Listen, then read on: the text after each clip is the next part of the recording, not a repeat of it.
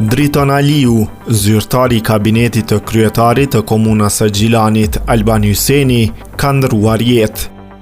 Lajmin e bëri të ditur kryetari i Gjilanit, i cili tha se Aliun e kishte mik të zemrës. Kujtimet dhe momentet që kaluam së bashku do të mbeten të paharrueshme për gjithmonë, shkruan Hyseni. Ja postimi i tij i plot. Me pikëllim të thellë, mora lajmin e trisht për ndarje nga jeta të Driton Aliut, miku tim të zemrës që e njoha prej vitesh. Dritoni nuk ishte vetëm pjesëtar i kabinetit tim, ai ishte mik i vërtet, njeri me zemër të madhe, i përkushtuar dhe gjithmonë pranë atyre që e donin.